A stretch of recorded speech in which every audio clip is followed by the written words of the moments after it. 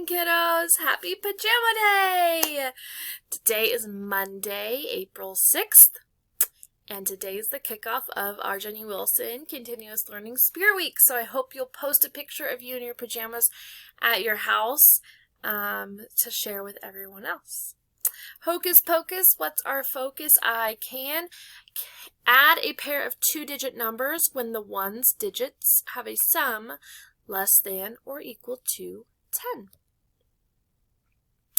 Kiana wants to have 14 stickers in her folder.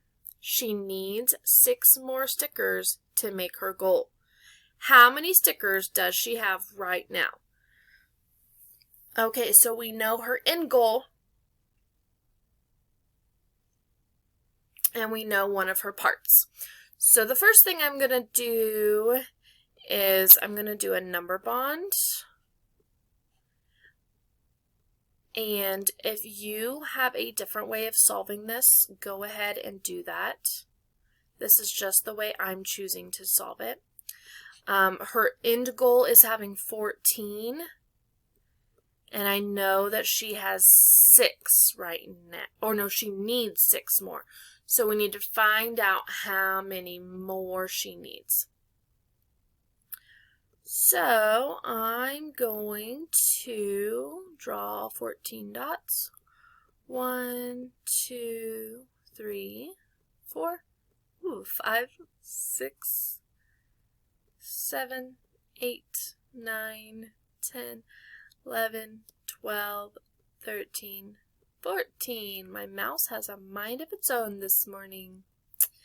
And I'm going to cross off 6 because that's the other number I know. 3, 2, 3, 4, 5, 6. So this amount is how many more stickers, or this is, I'm sorry, I'm getting confused. She needs 6 more stickers to make her goal. Okay, so this amount, so the 6 is how many more she needs. So we need to find out how many stickers she has right now. Okay, so this shows us how many stickers she has right now. She has 1, 2, 3, 4, 5, 6, 7, 8. 8 would be the answer to the sentence. Kiana has 8 stickers right now. Whew! I was getting super confused with myself. Okay, depending on the songs, I might skip them just to help with time. Yep, this one I'm going to skip. So if you want to listen to this, hop on to the student paste near pod code. That's on Shobi. Okay, last week we learned how to add 10 by making number bonds, like so. But I encouraged you that if you didn't quite understand the decomposing or the making 10 strategy, to just solve it using whatever strategy you felt most confident with, and I still stick true to that. Okay, so today we're learning how to add a 10 with any 2-digit number. So this is just a warm-up. 3 plus 2, we know from prior knowledge, is 5. If we look here, there is still a 3 and a 2. So we know there's still going to be a 5, but that 4 in red we need to add. So 3 plus 2 is 5. 43 plus 2 is 45. So there's a pattern there. 3 plus 42. So again, I'm going to look at my ones place value. 3 plus 2 is 5. And then I have a 4 is still 45. 2 plus 3 is 5. There's a 4 in the tens. 45. So see, we have a pattern here. Just because they're flip-flopped and mixed around, pay attention to the place value that numbers are at, and look for those patterns. Look for, just like in reading, how you might chunk letters or words together to figure out how to pronounce a word, you can do the same thing in math. You chunk some numbers together to see some easy facts, and then you could figure it out from there. Another example here. So we have 6 plus 2. 6 plus 2 is 8. It helps that this is color-coded, but on your math assignment, it's not going to be color-coded, okay?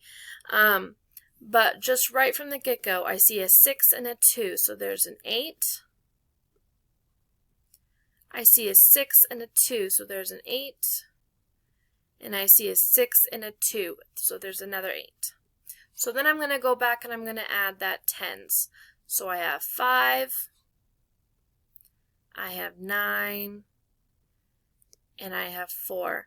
I identified the easy fact. I chunked the easy facts that I found, and then I problem solved that way. I'm going to skip that one. I've noticed I've kind of gotten over time.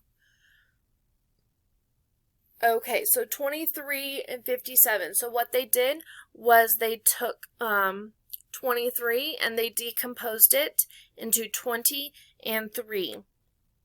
They chose 23 because it's the smallest number. 20 and 3. 23 has 2 tens and 3 ones. And so then they added 57 and 20 equals 77. And then they could not forget about the lonely 3. So they took the 77 plus 3 and made 80. So 80 would be our final answer.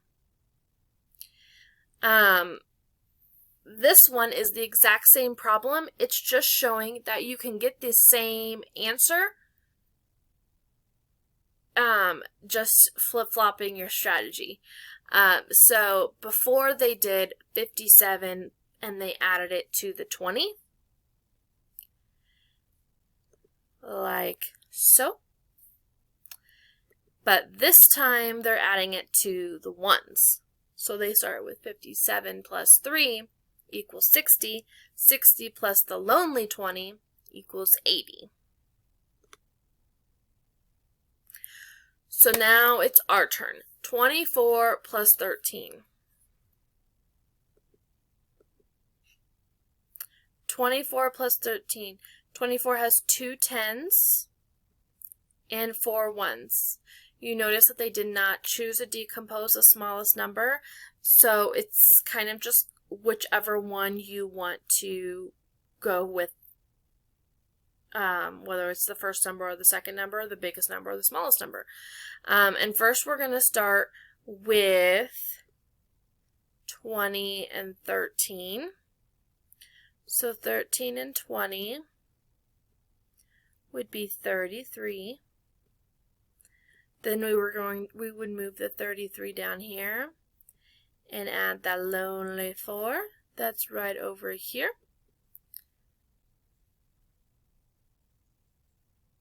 So we have 37.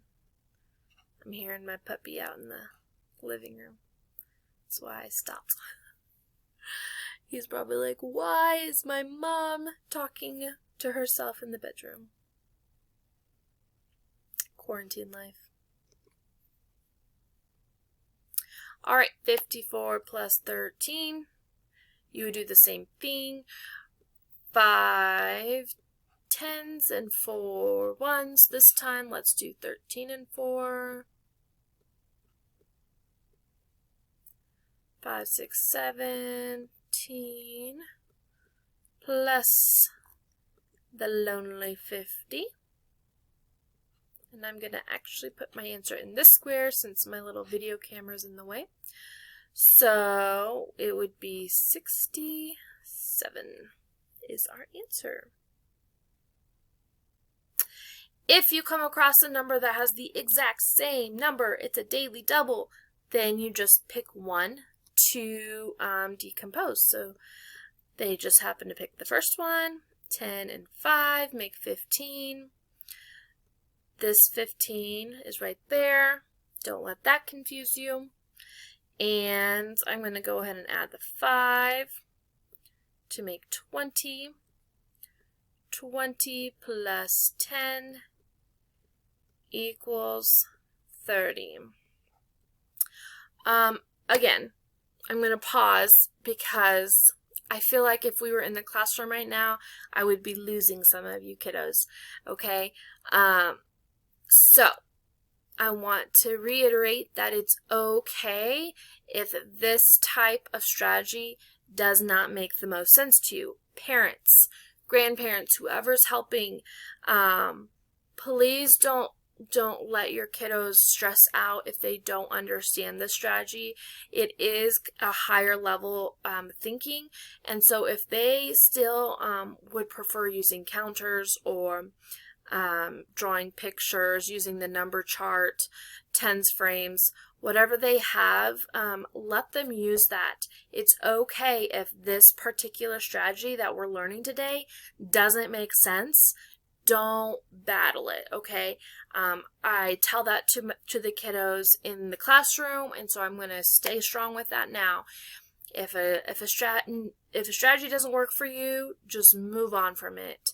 The students, you know that I love drawing pictures. It makes the most sense to me, so I'm always drawing pictures. But to some of you, drawing pictures is not your strongest thing. You like to do mental math, and that's okay. That's what makes each one of us different. So I'm actually going to stop with the decomposing in case it is starting to become a little confusing for you. But that's basically all that your lesson is today, is a bunch of double digits like so, and they want you to solve it. And so if that's solving through decomposing, awesome. But if that's solving through pictures too, wonderful. I just want you to feel confident about how you solve it, and I want you to be able to do it independently.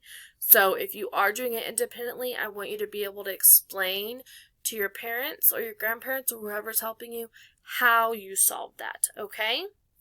Enjoy your PJs today. Take full advantage of it, and it's going to be a beautiful day today. So go out, get some fresh air, and exercise. See you tomorrow.